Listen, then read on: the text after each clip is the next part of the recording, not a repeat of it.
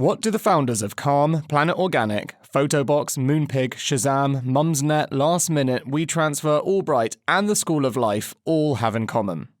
They all put their brain first and start their day with Heights. Heights is the smart supplement for brain health and cognitive performance using plant-based, natural ingredients designed to help you thrive. Listeners of this show can get 25% off their first month with the code LEADERSHEIGHTS at www.yourheights.com. Hello, thank you very much for joining us for another week of Secret Lives of Leaders, the podcast bringing you some of the greatest leaders in the UK talking about their entrepreneurial journeys. And today we have no exception. We have the awesome Michael Acton Smith, aka once named the Willy Wonka of entrepreneurs in the UK. He's going to be talking about his journey, which covers a lot of different companies. And anyone that's the same age as me, which is 30, you're going to know his original company, Firebox. You'll probably have been given or gifted yourself one of his famous toys, which was a drinking chess set. And he then goes on to explain the journey from that, the transition into Moshi Monsters with Mind Candy, which was pretty much his legacy for a long period of time. And finally, his journey with, most recently, Calm. Rich, can you give us some insights that Michael's going to talk about today?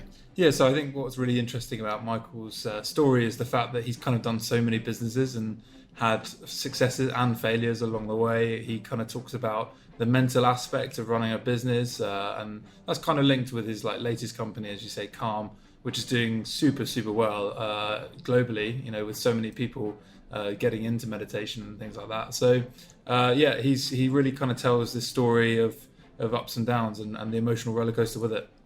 I mean, he's been a pretty successful guy. He's got a very public figure in the UK. He's recently moved to San Francisco just because of the growth of Calm. But, he's very real and very honest. And if you want to hear quotes just like, "There's no point becoming a billionaire if everyone thinks you're a dick," then you're in the right place. You've come to the right place and you've listened to the right leader this week. And he's our second guest, or with an MBE? Is he MBE? I mean, a lot of people have an MBE that we interview. We're the only ones without one. Anyway, should we just crack on? From Runway East Studios in London, welcome to the Secret Lives of Leaders.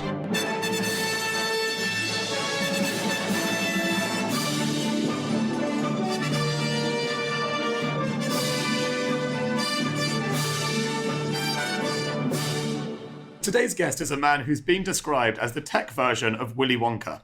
From setting up popular e-commerce websites with university friends to extravagant online games, Michael Acton Smith has always had a drive as a maker. His biggest success, Moshi Monsters, grew to over 100 million registered users and expanded to over 150 countries around the world. It's not all been plain sailing, though. His businesses have come within days of missing payroll, and after booming success, Mind Candy has found it challenging reproducing its second hit. More recently, our esteemed guest has focused his attention on raising awareness and building businesses in the mental health space, an area very close to his heart. Without further ado, welcome Michael. Thank you. Good morning. So can we start at the beginning? You were born in Marlow in 1974. What was your first day on Earth like? No, I'm just joking. What kind of upbringing did you have? I had a great upbringing. I was... spent my early years in this lovely sleepy town, Marlow, on the River Thames. It's a very beautiful part of the country. It's a great place. Have you been? I have. Yeah, it's amazing. I always describe it as Britain's Santa Barbara. It's kind of like that. Haven't heard that one before. But it was great. Very supportive parents, wonderful sister, very encouraging. Older sister? No, she's younger. Okay. She's an actress. Okay. She's been in EastEnders and Casualty and The Bill and all sorts of other wonderful British hits. Just I think one of the most important things was having parents that encouraged and put up with all my crazy harebrained ideas. So what did they do? Well, for instance, I said I wanted to breed koi carp and started digging up the back garden, and they were like, okay, give it a go. I tried to set up a golf course again in the back garden, and they humoured me with all these silly ideas. I put on a BMX stunt show and advertised it. No one came apart from my mum, who paid the 5p entry fee. So I think having that kind of very supportive parents was hugely valuable. What did they do? Were they entrepreneurs? So my dad taught English and history at an American airbase in the UK, and he was stationed all around the world with the US military. And then his passion has always been books, and that flowed through to me. So before he retired, he was the librarian, which was his big dream. So that was his love of books. And my mum came to England when she was very young from Ireland. She became a nurse, and then she set up her own chiropody practice. So she's quite entrepreneurial. Okay, so do you think that kind of upbringing specifically impacted you, or can you sort of trace some of your early childhood moments to the first steps towards this journey? Because you've done a lot of different things, and like you say, a lot of them are quite wacky. Yes, and I think it is. A lot of it does come from, this very positive, this very nurturing, encouraging childhood where even if I come up with silly ideas that don't work, there's no kind of blame or criticism. It's like, just keep trying. Try again. So I once heard a story about you selling rocks, and yes. That brings us nicely into the fact that you studied geography at university. Any correlation? Nice, beautiful segue there. Yeah, any correlation? It's a natural. It wasn't geology, but it's close. So the rock idea was another harebrained business concept. Found some rocks in the front garden, sat outside my house, and tried to sell them to passers-by. And it seemed like a great idea because, huge margins, rocks are free. But I didn't manage to sell any, and that was quite disheartening. Did you have some people almost in the throes of being convinced by your sales pitch, or was everyone just walking past thinking, there he is again with his rocks? Day 200, it's really quite sad. Rock boy. Were you 25 at this point? Slightly younger. But no, a few friendly neighbours did stop and humour me and have a little chat. But didn't manage to make any sales, sadly. So why geography? Well, I didn't really know what I wanted to do when I went to university. I was a bit confused. I knew I wanted to go. I was quite excited. I guess also on that point, why university? I think listening to your story, it actually strikes me as odd that you'd go to university. Yeah, it just felt like the thing to do. At my school, pretty much everyone was going. And as I say, I didn't really know what I wanted to do. So someone told me that geography was only 4 hours a week and it had the best looking girls. And I thought, all right, we'll give this a go. Sounds a lot like my choice to do art history. In fairness. And it was great, but also, I love travel. I love the world. Fascinated by that aspect of it as well. So I loved it. So what did you learn at university? Like, what sort of transferable skills? Or do you look back on it a little bit like, well, it was fun? And that's the main thing. It was fun. I think I was pretty kind of shy when I went to university, and so one of the biggest things was it gave me a little more confidence. I've met some of my best friends at university, Matt Schoen and Tom Boardman and several others. I joined a lot of clubs and societies, everything from the chess club to the go-karting society to debating club. And so many segues. You're killing me. Okay, well we'll go with Tom. Okay. So you met Tom, who ended up being your co-founder at Firebox at university. Yes. So take us through that. So was that sort of co-founder love at first sight? Was it just we're best mates, we experiment on trying some business ideas? How did that all come about? So we were in the same halls, and we kind of met on a chess club night out, very rock and roll. And just became sort of partners in crime at university, getting up to lots of adventures. Lived together in the second and third year, and then when we left university, I think we both knew that we wanted to do something. We didn't quite know what as entrepreneurs, but we both got sensible jobs for a little while. I thought, what was a sensible job? Well, Tom programmed breathalyzers for the police, which is quite cool. He was able to get drunk during the day to calibrate his machines. That's so incredible. That was quite sensible. Yeah. I watched Wall Street and thought the coolest job in the world would be to go and work in an investment bank, and with my red braces and barking orders into phones. And I did that for a little while. Or tried to get into that world and just realized it wasn't quite as glamorous as it seemed on TV. We would meet up in the pub and talk about business ideas, and eventually came up with one that we loved and quit our jobs, and that was the start of Hotbox. Take us through Hotbox and then Firebox. I'm going to make a huge assumption that it became clear quite quickly that Hotbox wasn't quite appropriate for a consumer business. Yes, yeah, Hotbox. Okay. Hotbox. We register hotbox.co.uk. because the products were so hot they were bursting out of the box. We were so creative. But hotbox.com was one of the biggest porn sites at the time, so that confusion wasn't ideal. So we changed the name to Firebox. But no, the idea came, I was down, Tom's parents lived in Cardiff, and we were in Cardiff one day, and we went to a bookshop. This is about 1998, I think. And we saw this huge book on the shelf of a Cardiff bookshop called Doing Business on the Internet. And like, we both knew a little bit about the internet. Tom had done an AI and computer science degree, and I was intrigued by it, but it certainly wasn't, mainstream. And we bought this book, we cobbled together our money, and it just blew me away. I've never been so obsessed with one book. It was fascinating. And it was at that point that we thought, right, we've got to do something on this internet thing. It's going to be big. What if we could sell products? And it would be better than having a shop or a catalog. You could update stock quickly. You could have photos and it seemed so huge. And how old were you at this time? We were sort of early 20s, so yeah, just recently, sort of about a year or so out of university, and that was the start. So your hit success with Firebox was drinking chess, which incidentally, I once bought for my friend on his 17th birthday, and no one else got him a present. And he got so wasted, he literally said, "Murray, get the fuck out of my house and take your fucking present with you." Now, consequently, he's never had another present from me ever again, but we always laugh about it. But he did get wrecked off that particular drinking chess, and it really was an amazing present. It was just an amazing, eye-catching conversation piece more than anything, apart from I was asked to leave with it, which was great because I could re-gift it. So take us through that. Where did that idea come from? It was great. So that wasn't the initial start to Hotbox/Firebox. We'd started, we didn't really have any money to buy stock. We'd actually needed to raise some cash, so we did some clinical drugs trials in Merthyr Tydfil, where we got paid £400 for a week of being injected with a new anti-migraine drug, and we survived and were able to buy a computer. That's a whole nother story. And your hair was you had a shaved head back then. Yes, and completely just changed everything. Understood. But we didn't really have stock. So what we'd do is we'd list a product on the site, and if anyone bought it, we'd then try and call up the manufacturers or suppliers to buy it and then ship it out to them. So it wasn't the most efficient business. It was also quite difficult to order off our site because there wasn't, all the off-the-shelf e-commerce packages back then. Tom had to build everything. So to order back in the day, you had to find our page to get the order form. You'd print off this page, write in your details with your credit card details, and then fax it to us. And I would receive these faxes, and then in the evening, I would, with our little PDQ banking machine, type in the details, and that was how we would process our about 1 or 2 orders a week.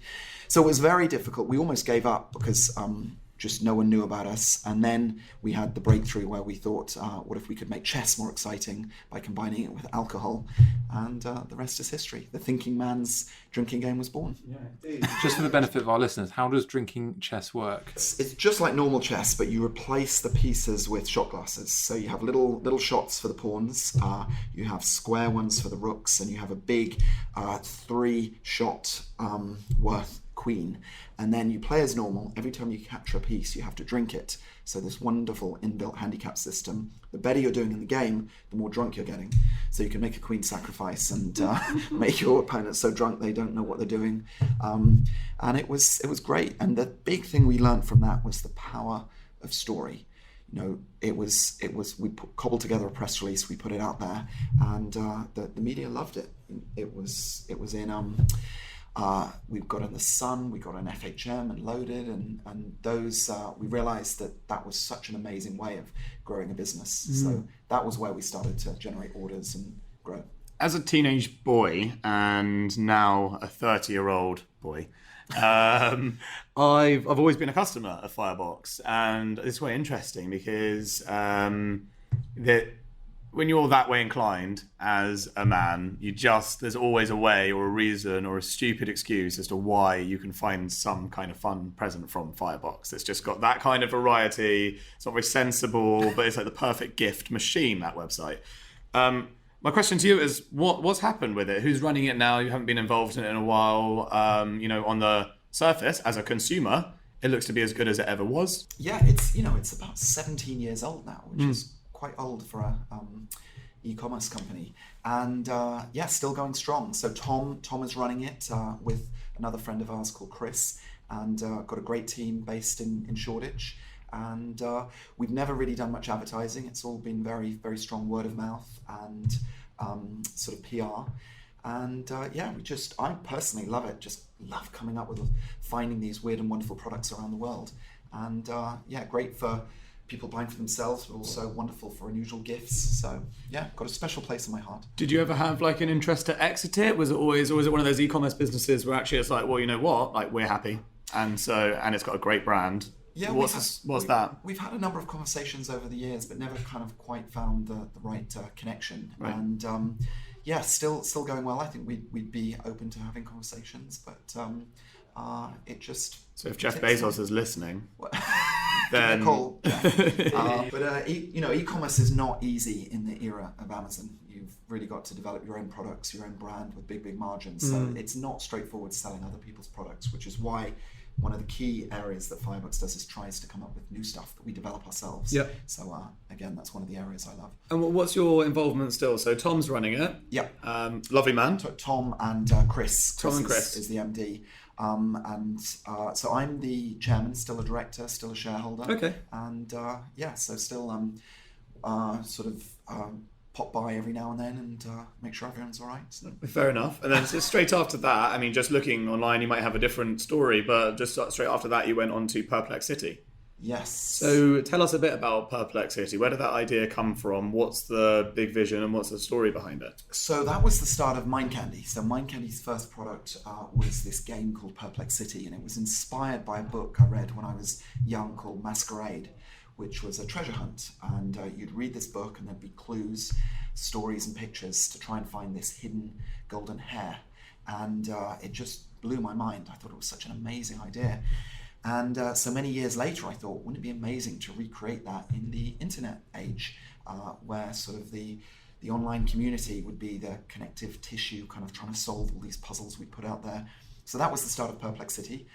Raised quite a bit of money for it, about $10 million from some fantastic investors. We created a global treasure hunt. We buried a £100,000 treasure, and we put clues out all over the place in real world locations. We had live meetups. We put clues into newspapers, on dozens of different websites, mobile phone messages, you name it. It was a very, very big, ambitious, complex project. How long was that going for? I mean, did you raise funding for that? What's the story behind that? Because that is, I mean, mind-blowingly ambitious. Yeah, so raised about $10 million and had a team of about 20 people. Okay. It took about a year and a half to build, and then we launched it around 2005.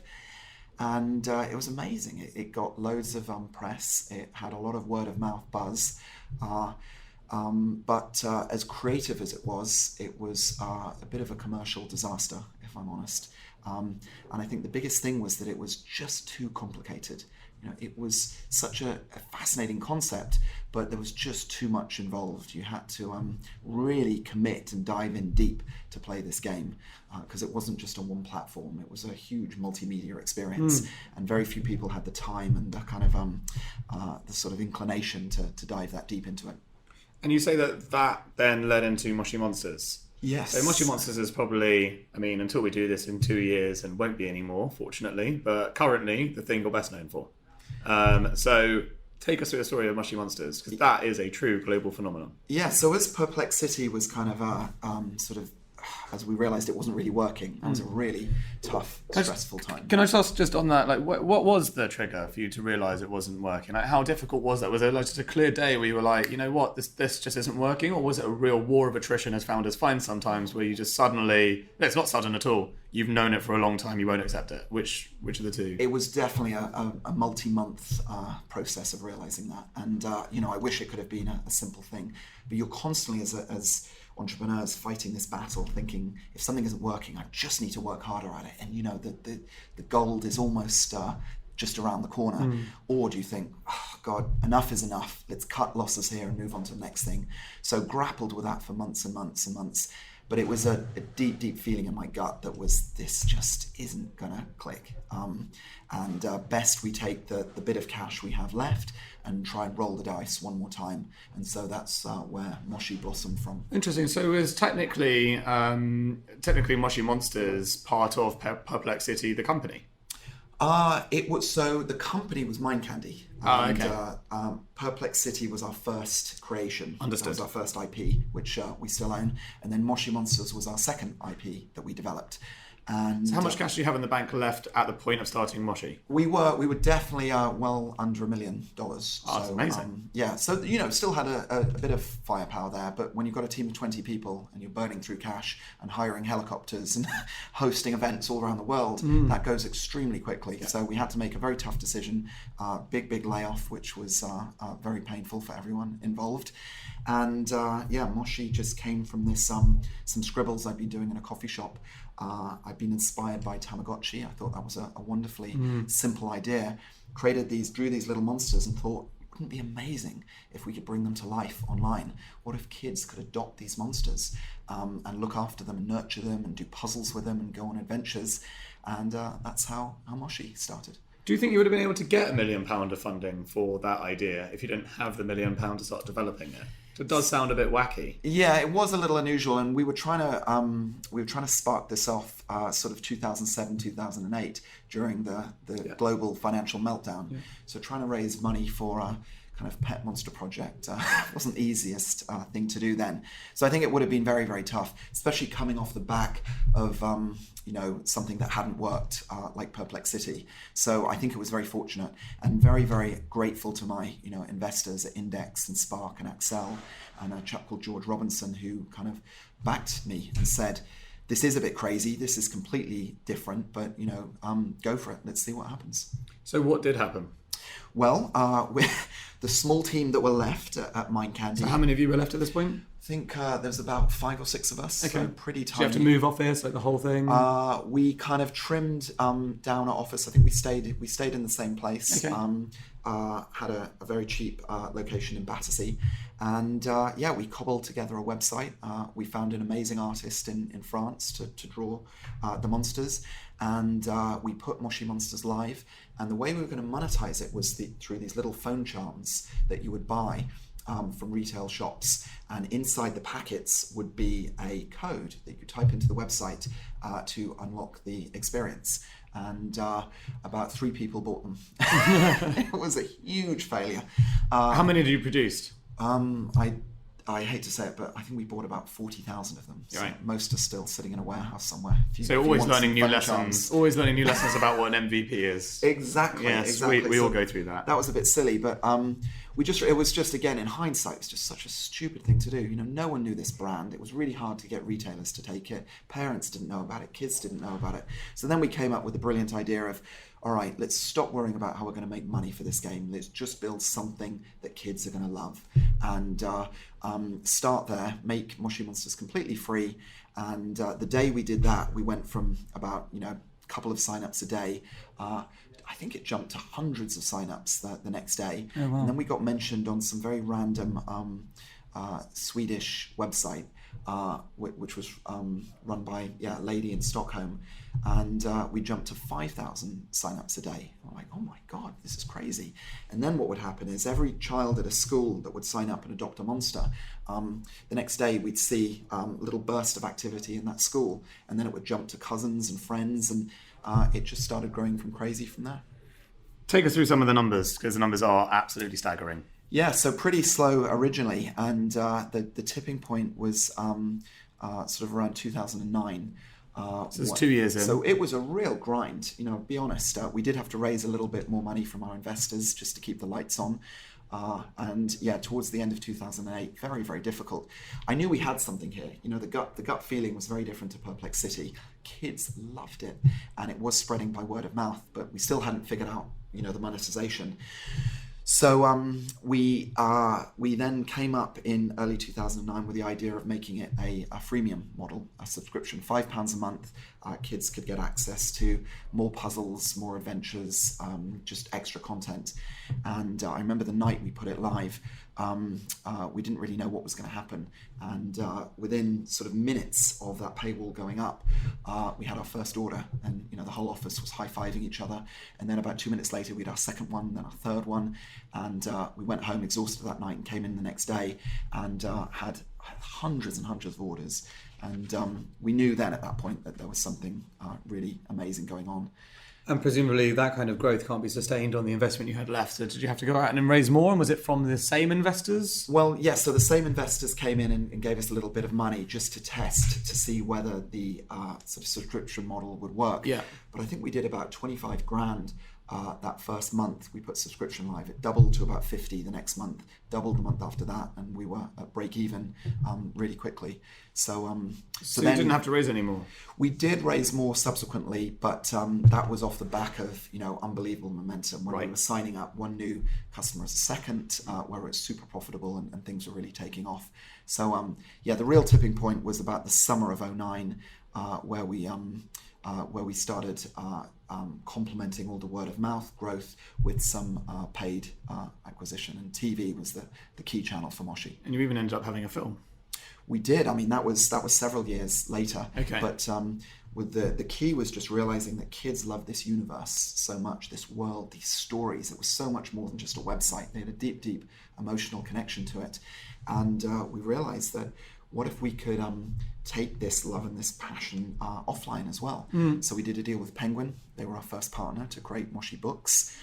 Then we did Moshi Trading Cards, magazine, toys, DS game, a music album that went gold, that was number 4 in the UK charts without any airplay.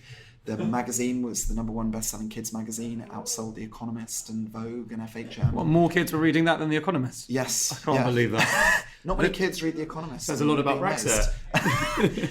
But and the DS game was the number 1 best-selling DS game in the country. It was just, everything just seemed to turn to gold. It was the most phenomenal. Extraordinary journey. And then Universal did a theatrical release movie with us.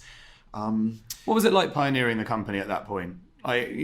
Just can you think back to it? So obviously you've taken yourself away from that and you're in a different environment now. So just think back to being the founder sole founder as well. So the sole founder of that concept with all these people with so much success and such high growth success in such a short period of time, and all the lines you've just told us about.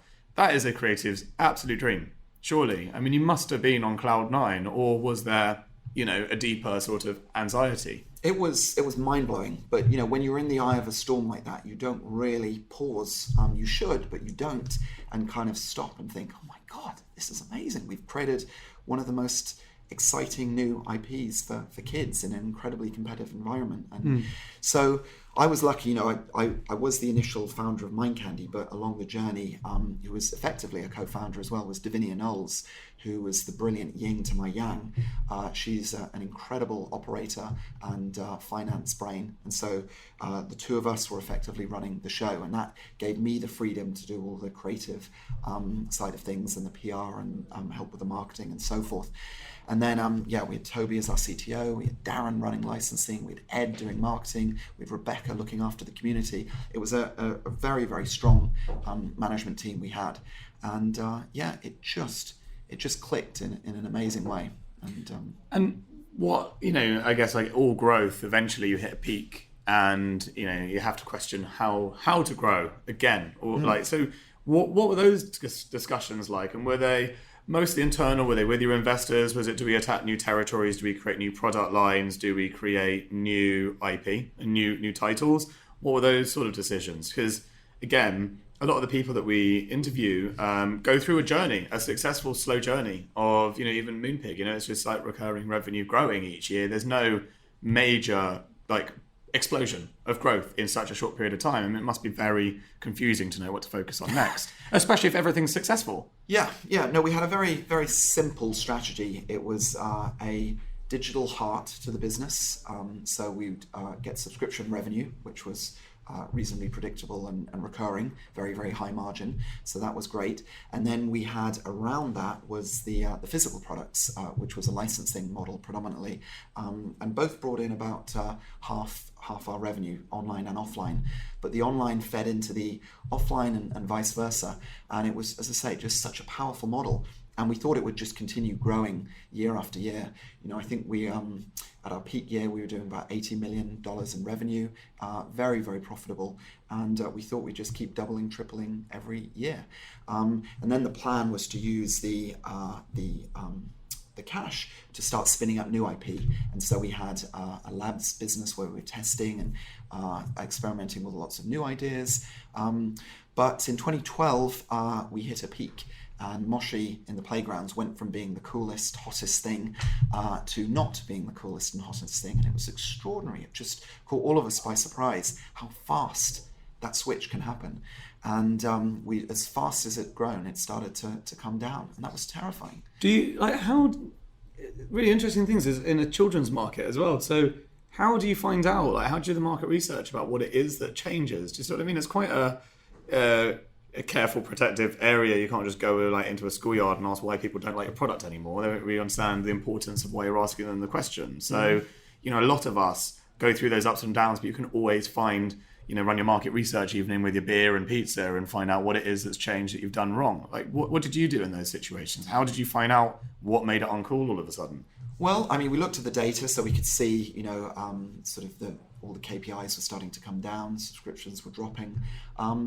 It was, one of the big things was Moshi had an amazing run. And if you look at most successful kids' IPs, they are quite cyclical. The most successful ones will, and there's very few that you could say have been big forever. You can count them on one hand. And usually they're the younger end of the market, like Thomas the Tank Engine.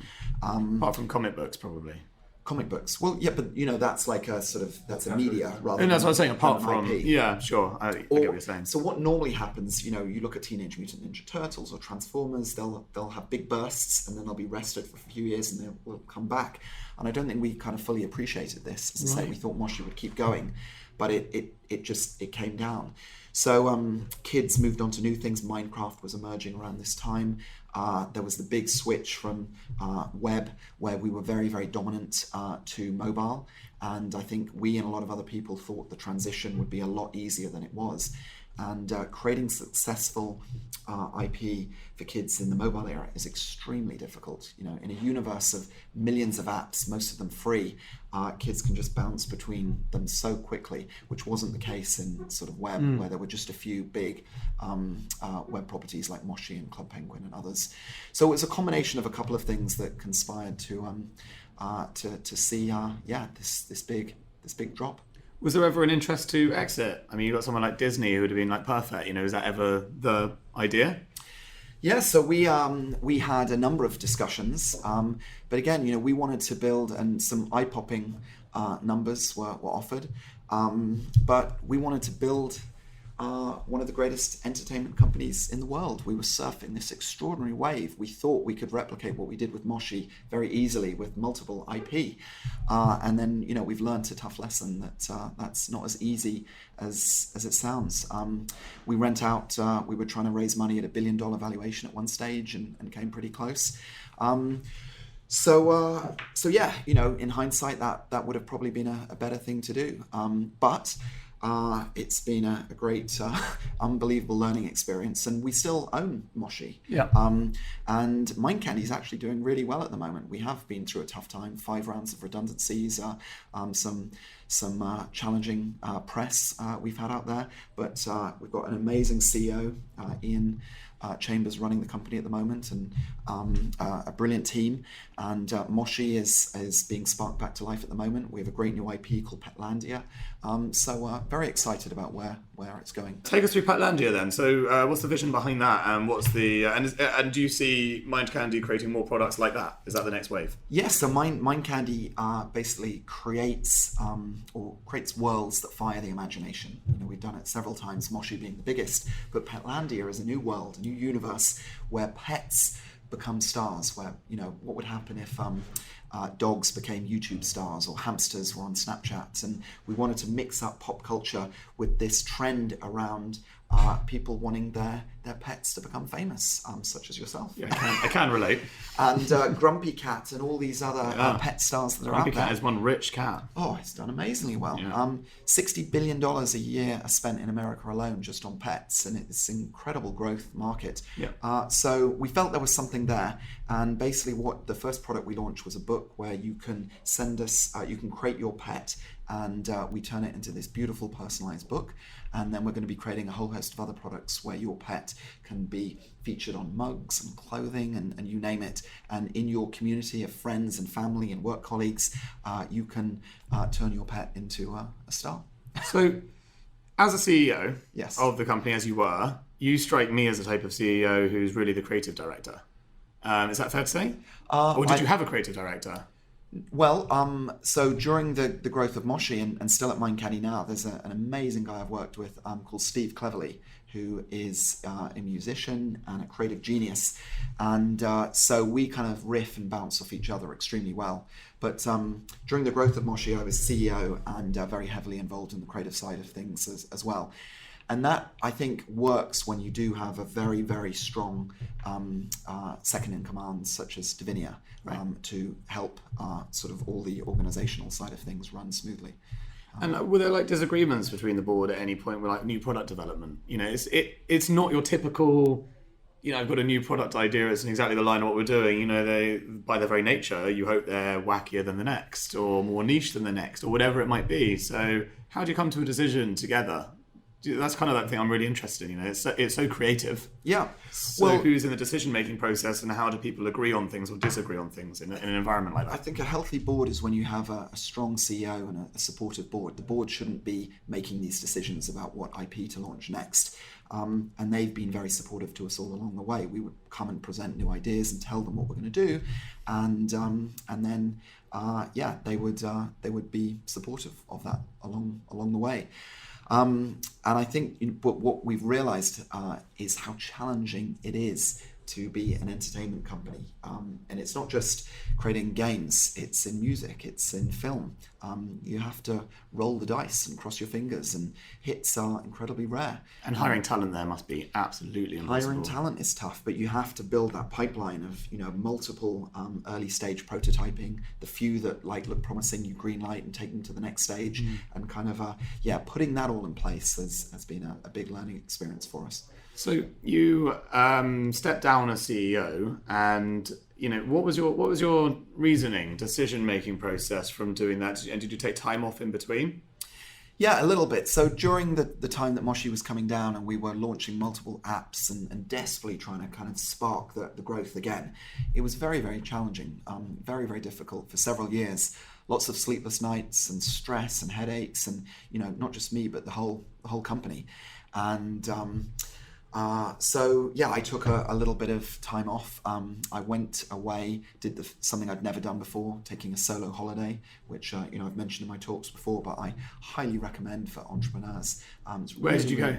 So I went to a place in Austria called Stangelwort, which I swear to God, I genuinely was sitting in my mind thinking, I can't wait for him to name somewhere in India. This is so obvious. And then he was just like, Austria.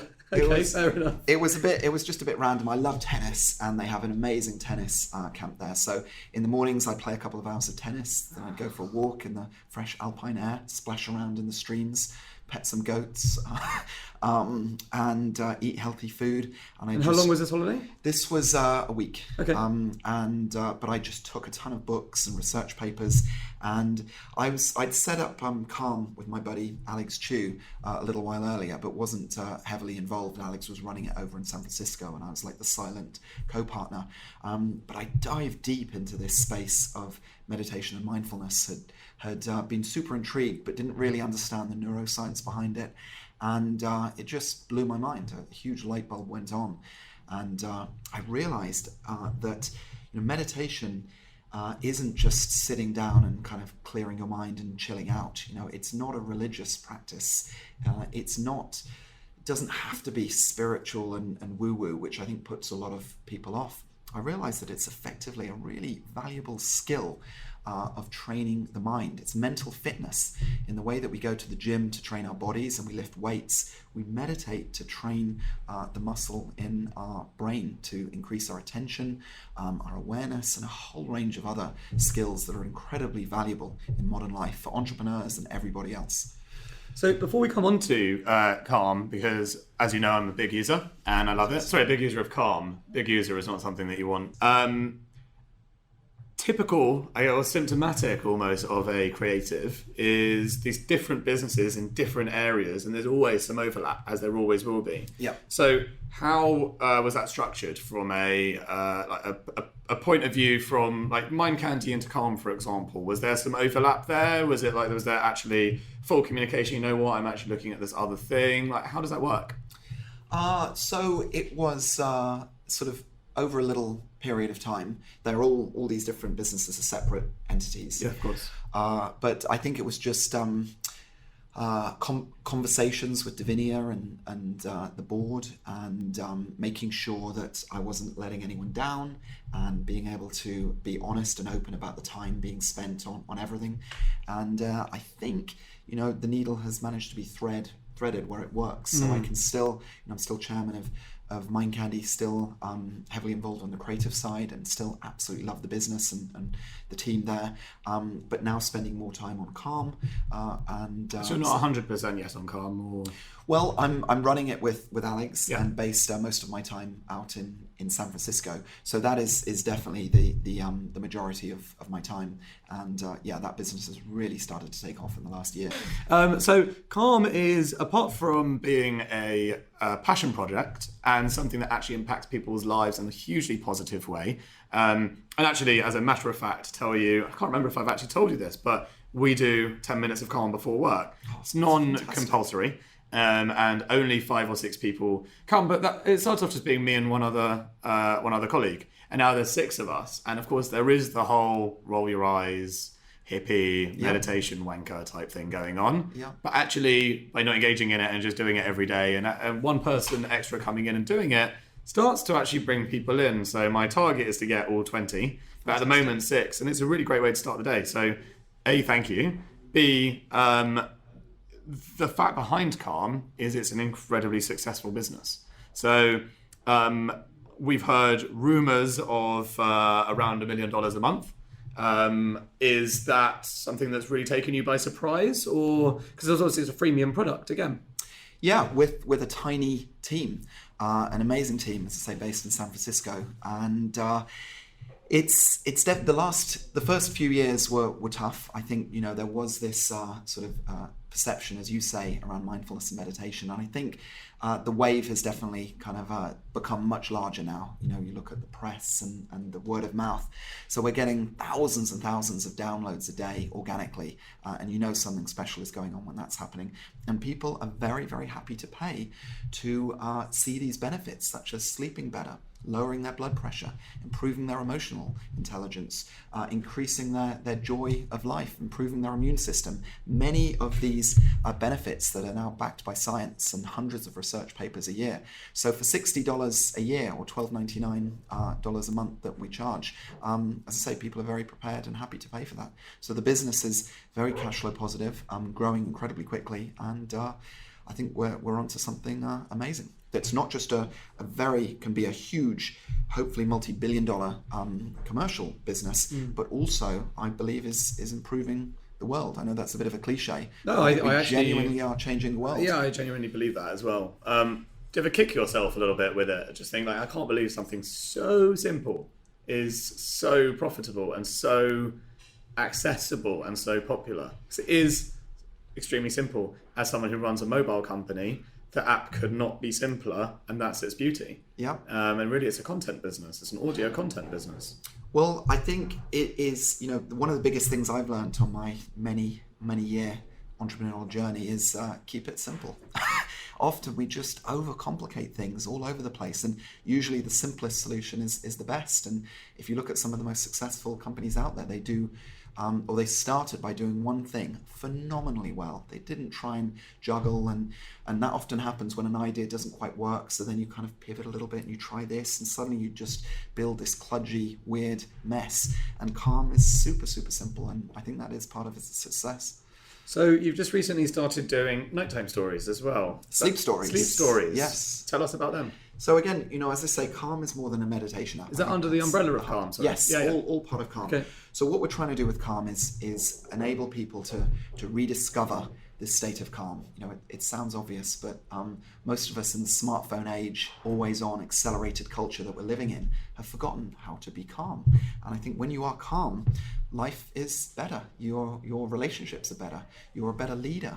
There are so many of these benefits. So meditation is one very effective way of doing that, but sleeping better is another. And so we launched these sleep stories, which are almost like bedtime tales for grown-ups. We mix music and sound effects and very soothing voices to help lull you into a deep, dreamy sleep every evening. Have you tried any of the apps that you put on during the evening and they play sort of sounds for you throughout the entire night to keep you sleeping? Yeah, there are lots out there, and many have been very, very successful. But we wanted to kind of take that to a new level. Anecdotally, we've heard from so many people who struggle to sleep. I think there's something like 60 million subscriptions written every year in America for sleep medication, and that's not a good long-term solution to sleep. So we wanted a more natural way of doing it, and I think there's something lovely about a story and a human voice late at night. And again, it helps us transition from what most of us do, which is tap out one final email or do a little bit of social networking. No wonder we can't get to sleep when our brains are still whirring and racing. So it's we see it as this golden period, this sort of transition between the hustle and bustle of the day and the calm of the nighttime. A lot of people that you talk to about meditation, who've tried it, who fail, and I'm one of them. I try all the time, and I'm still, I force, as a company culture, to try and get people to do it with me. I still find it incredibly difficult, and that's after months and months and months. Giving people a bit of insight here, do you personally struggle to live some of the values of your own brand sometimes? I mean, you're not perfect, and these are difficult things to do, so... Sorry, you are perfect, and these are difficult things to do. But, take us through actual insight from how difficult you personally find it. You're running a big business. It's exciting. It's high growth. Do you not check your emails before you go to bed? Do you break your own rules? Absolutely. Yeah. No, I wish I could sit here and say I kind of follow every principle. And no, it's a journey. It's a practice. And we get better and better over time. But so, yes, there are days that I forget to meditate. There are days that I'm kind of emailing and on phone calls in the middle of the night. And there are days that I lose my cool and temper. But I definitely have seen a step change from where I were. There was a period during the challenging times where, as I mentioned earlier, just really not sleeping well at all. Had a lot of headaches pretty much constantly. Was just exhausted. The joy of work had just turned into a bit of a dull ache, and that has changed dramatically. So I think what meditation does as you do it more is it just helps smooth out some of those kind of huge ups and downs of life that entrepreneurs feel. The kind of, we're yanked around by our emotions so much, and I think you get a little more equanimity, a little more balance, a little more perspective. Tim Ferriss described it brilliantly. He said that meditation for him changed life from being almost like a foot soldier in the trenches where you're just up against it and you're kind of sort of jumping from one thing to the next. And now it's like standing at the back of the battlefield, like a general overseeing everything that's going on and choosing how you spend your time more wisely. I think he's also said that something like 80% of the high performers, the amazing people that come on his show, meditate as part of their practice. So there's definitely something here in a big way. Also, a lot of them, including himself, refer a lot on his show to having deep depression and using meditation as a way of getting out of that. And actually, there's a lot of initiatives now which state, there aren't really any cures for depression. So the best thing to do is to prevent it with proactive measures, like you alluded to yourself, training your mind. Have you ever looked back on your journey in the tough times and thought back and been like, shit, I was actually depressed during that period, I just didn't diagnose it? Or were you less British than that and aware of it at the time? No, so I've never suffered from depression. I've definitely had good times and bumpy times, but I've been trying to understand it better. So I've been reading a lot of literature around it. Ruby Wax is incredible. Her journey, well worth reading. Frazzled, her latest book, is an amazing book by Matt Haig called Reasons to Stay Alive. And basically there are a number of ways to treat it. Medication is one, but not ideal. And there's a whole host of ways. So meditation is not a silver bullet. There's a lot of other ways as well. But I think understanding it is valuable from someone like myself and Alex, who run a company, but also from friends and other people who have suffered, to be able to work and support them in the best way. Because obviously the worst thing you could say to someone in that kind of hole, as many people do, is cheer up, just pull yourself together. Yeah, of course. It's disastrous. And yeah, it's not very empathetic. Yeah, and we're seeing this more and more now, particularly with entrepreneurs who just the volatility they go through every day, the challenges, the learnings they have to go through. It's no wonder that mental health is a major issue in the entrepreneurial world. And so, yeah, I think we need to bring this more to the fore, and I think that's slowly happening. So meditate, don't medicate. I think that's a good way of putting it. But fair enough. Always consult your doctor first, though. So Dr. Acton Smith, that is. Okay, so what do you do in your downtime?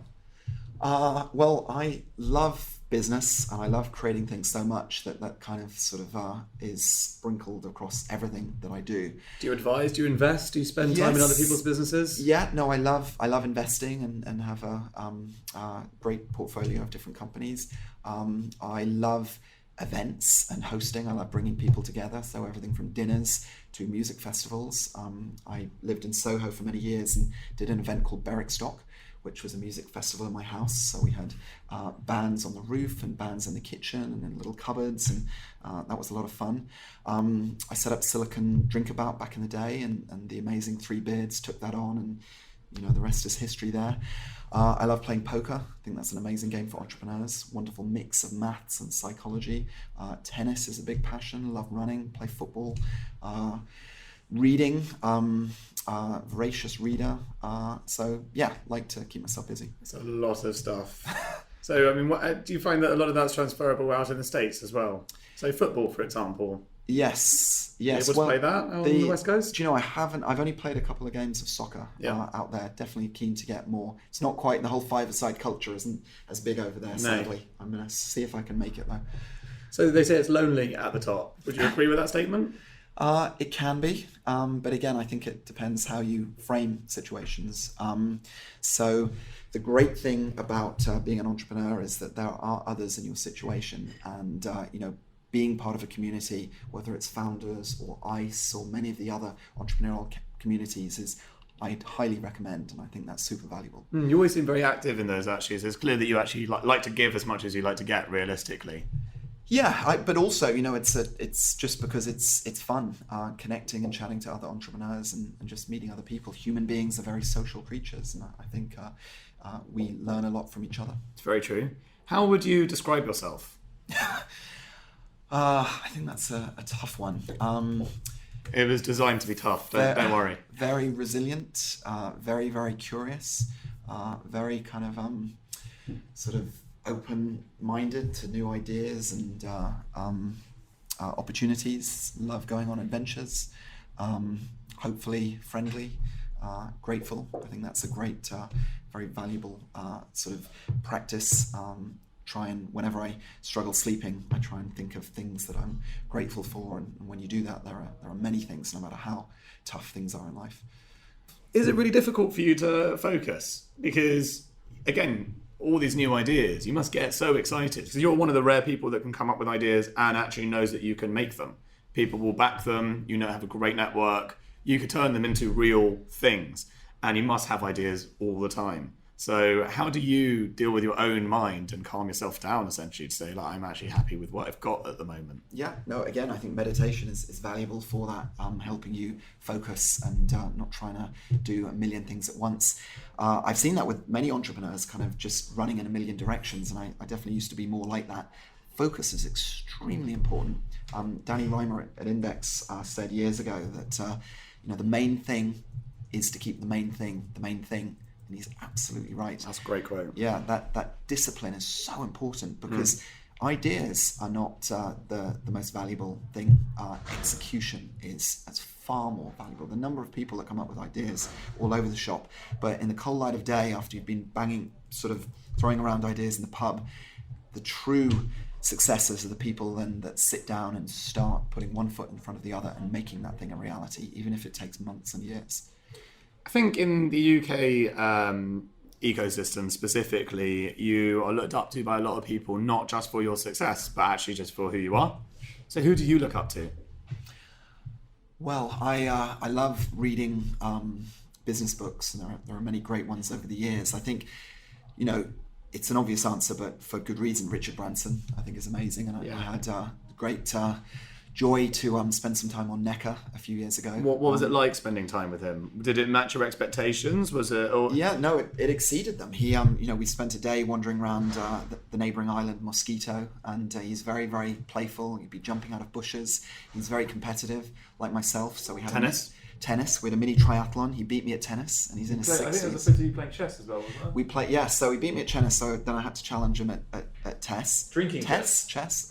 No drinking chess. No, straightforward chess, and I managed to narrowly win at chess. How many hours did that take? It was a couple of hours. And okay, then, that's quite quick, really. Then, not too bad. Then he got the backgammon board out, and we played a couple of games of backgammon, and he beat me at that. So I think if I'd stayed longer, we'd have God knows what else other games we'd have played. But I think he's incredible, and he manages to, this very rare setup where he's been hugely successful. He acknowledges that he hasn't always succeeded, and there's been failures along the way, and he stayed humble and kind of fun and enjoys the journey, which I think is what it's all about. Yeah, totally. There are many billionaires out there who are not happy. And I think,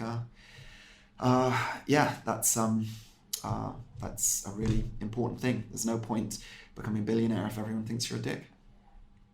That's the title of the podcast. I was just looking at you, Rich, before you become rich and famous. Just make sure that you remember these words. Yeah. Okay, so finally, you must have had loads of good advice along the way. So you just mentioned one which was absolutely brilliant. Any other wonderful nuggets of advice you've been given that really stuck with you? I think from my grandmother, you have 2 ears and 1 mouth. Use them in that ratio.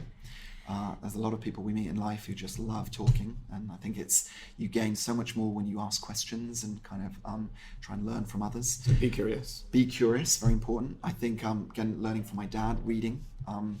There's so much knowledge in books. I think it's one of the sort of best use of time for knowledge gained is reading.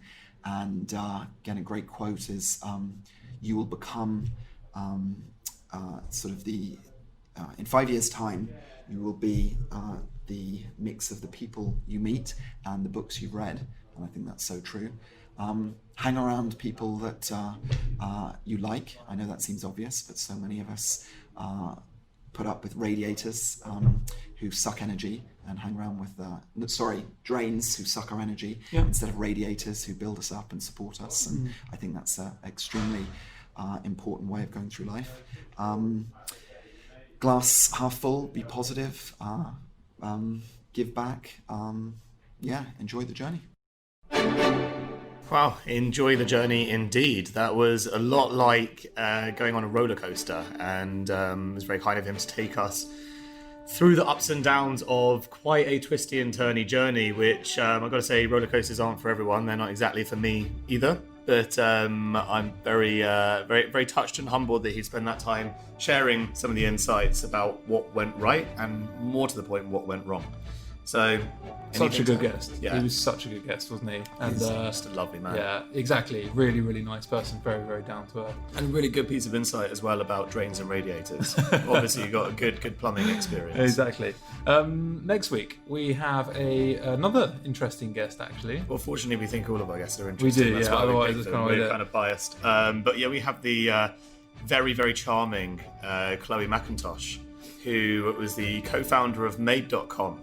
And slightly unusual background for an entrepreneur, and it really shows through with her. So she has that classic issue. She came from an architecture background, and because her co-founder or the person that believed in her and gave her the money, etc., was obviously the very well-known Brent Hoberman, she got a lot of help along the way and a lot of great mentoring. But because Brent Hoberman is who he is, and because of his network of such other high-profile entrepreneurs, she definitely has a little bit of the imposter syndrome that you hear so much about. So despite all of her incredible success, creativity and brilliance, which shines through the whole time, it's fascinating to hear at the end how she really sees herself and how she still doesn't necessarily feel like a classic entrepreneur. So I thought that was really interesting. So if you want to listen to that episode, make sure you subscribe to us. We're on iTunes, we're on YouTube, SoundCloud, and hopefully Google Play Store soon.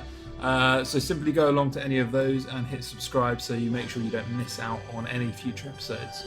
You can also check out our website at secretleaders.com, where we have all the episodes where you can download and you can actually view the show notes, and you can email us at hello@secretleaders.com. So until next time, thank you. Thank you.